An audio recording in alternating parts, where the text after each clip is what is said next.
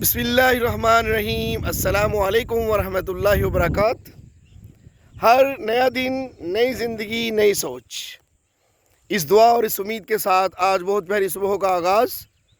Welcome back after a couple of week. کچھ مصروفیت، کچھ گرمی، صبح کی سیر ہم ضرور کرتے تھے لیکن آپ سے کچھ ولاگز میں بات نہیں ہو سکی، اور آج کی صبح کی خاص بات یہ ہے کہ ہر طرف بادل چھائے ہیں اور بہت ہی پیارا جو صبح کا منظر ہے۔ ہوا بڑی پیاری چل رہی ہے، رات کو ہوائیں جو چلی ہیں اس سے اس وقت موسم بہت خوشگوار ہو چکا، اور آج آپ لوگوں سے 2-3 امپورٹنٹ ٹاپکس پہ بات ہوگی۔ سب سے پہلے ہم بات کریں گے مینڈک، جی فراگس، اور دوسری بات ہم کریں گے میلہ، یہ جو میلے ہوتے ہیں اور ان کے ساتھ جڑی ہوئی کچھ سائنس کی بات کریں گے۔ بارش اور بارشوں میں اولے پڑنوں کے ساتھ ساتھ اور کیا پڑتا ہے اور کیا آتا ہے زمین پر، اور ان نظریات کے ساتھ ساتھ پھر بات ہوگی اللہ کی۔ سائنس کے ایک لفظ ہے ہائبرنیشن، جی جو ریپٹائلز ہیں، رینگنے والے کئی جانور ایسے ہیں جو گرمی کی شدت کے پیش نظر اپنے آپ کو محفوظ کرنے کے لیے زمین کے اندر چلے جاتے ہیں۔ ان میں ایک مینڈک بھی ہے، اور وہ پناہ لیتے ہیں چونکہ زمین اندر سے وہ ان کو ٹھنڈک محسوس ہوتی ہے، اوپر گرمی کی شدت ہوتی ہے جس کی وجہ سے وہ زمین دوز ہو جاتے ہیں۔ اس طرح کافی وقت گزارنے کے بعد وہ منظر عام پر سب کو نظر آتے ہیں، اور اکثر ہمارے گھروں میں بھی نظر آ جاتے ہیں کہ یہ مینڈک کہاں سے آئے ہیں۔ تو اس میں اللہ تعالیٰ کی کوئی خاص مصلحت ہے، کس طرح سے اللہ ان کو پروٹیکشن دیتا ہے اور وہ دوبارہ منظر پہ آ جاتے ہیں۔ جی مینڈک کی بات ہے کہ ان دنوں میں جب ابھی صبح کے وقت بھی ایک ایریا تھا جہاں سے میں گزر رہا تھا تو بہت زیادہ مینڈک کی آواز آ رہی تھی، اور مینڈک اونچی اونچی آوازوں میں بول رہے تھے اور اپنی ہاتھ سے آواز نکال رہے تھے۔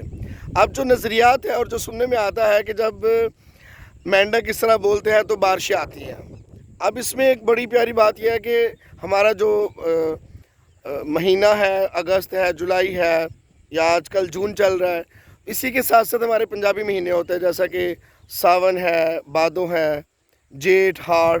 تو یہ موسم جو اس وقت ہے یہ ہاڑ کا ہے، اور ہاڑ کے اس موسم میں جو ایک اور بھی چیز ہے کہ فصلوں کی کاشت ہوتی ہے، اسپیشلی چاول کی فصل، دھان کی فصل کی کاشت ہوتی ہے۔ اس کے لیے اکثر اگر پاسٹ کی اگر آپ ہسٹری جانتے ہیں تو سیلاب آیا کرتے ہیں، بہت زیادہ سیلاب سے تباہی بھی ہوتی تھی، اور اب اس طرح سے سیلاب بھی نہیں آتے ہیں۔ لیکن بہرحال بارشوں کا سلسلہ اور جو ایک کلائمیٹ ہے اور یہ موسم کی جو تبدیلی ہے، اللہ تعالیٰ نے جو ایک سسٹم ڈیزائن کیا ہے اس کے مطابق اب ان مینڈک کے ساتھ جو تجربات لوگوں کے رہے ان کے نظریات بن گئے کہ جب مینڈک اس طرح بولتے ہیں تو بارشیں آتی ہیں۔ ایک تو یہ سلسلہ ہو گیا۔ دوسرا یہ بھی لوگوں کے نظریات ہیں کہ بارش جب ہوتی ہے تو اس میں مینڈکوں کی بارش بھی ہوتی ہے۔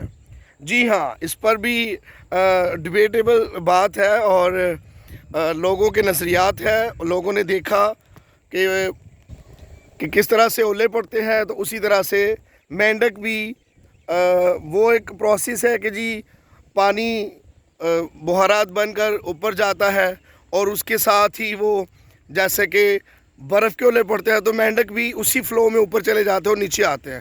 لیکن بہرحال یہ بھی ایک بڑی اہم بات ہے۔ اس کے ساتھ ساتھ ایک بڑی ضروری بات وہ یہ کہ میلے لگتے ہیں، اور جب میلے لگتے ہیں تو جی ہوائیں آتی ہیں، اور میلوں کا بھی بڑا نقصان ہوتا ہے۔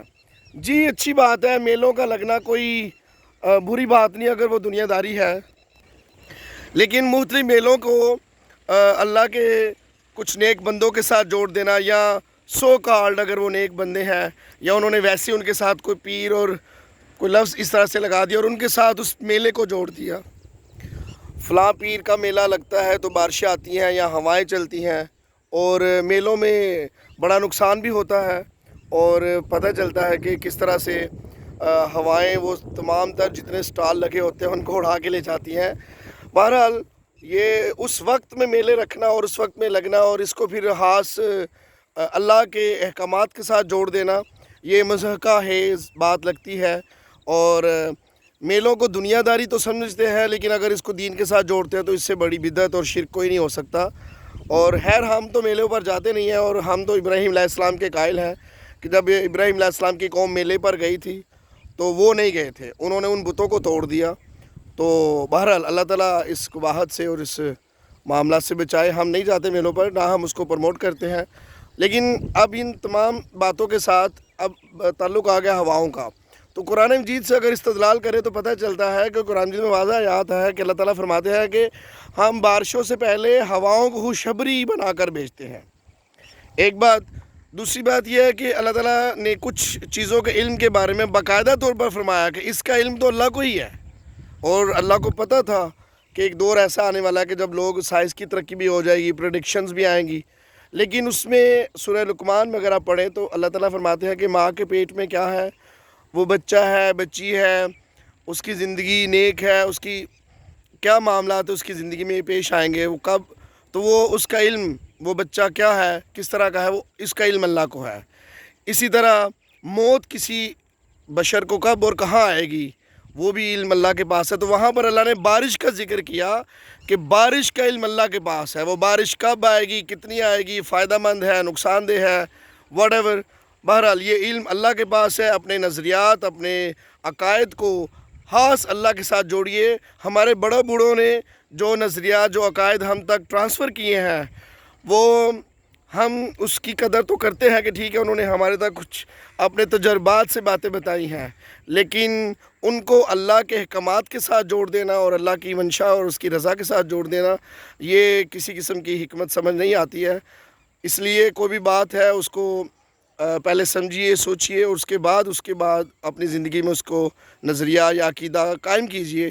بہرحال اللہ تعالیٰ ایک ہے، توحید والا ہے۔ اللہ کی توحید، اس کی وحدانیت، اس کی کبریائی کو ہی سامنے رکھتے ہوئے شرک سے بچنا چاہیے اور بدعات سے بچنا چاہیے۔ اللہ تعالیٰ ہم سب کا حامی و ناصر۔ اللہ سے دعا کرتے ہیں کہ اللہ تعالیٰ بارشیں برسائے اور اللہ تعالیٰ اپنے بندوں پر رحم فرمائے۔ اس کی رحمت کے بغیر کچھ بھی نہیں۔ یہ سانس لینا تو دور کی بات ہے، سانس کا ہلکا سا اوپر نیچے ہونا بھی اس کی رحمت سے ہے، اور یہ جو دیکھنا، یہ جو سننا، یہ جو چلنا، یہ زندگی، یہ نظام، یہ اس کی رحمت کے بغیر ممکن ہی نہیں ہے۔ خیر بہرحال اس پہ جو بھی کویسچنز ہیں ان کے آنسرز آپ تلاش کیجئے اور دیکھیے کہ اس میں کتنی سچائی ہے، اور آپ لوگ کس سچائی کے ساتھ زندگی جیتے ہیں، کس نظریے کے ساتھ زندگی جیتے ہیں۔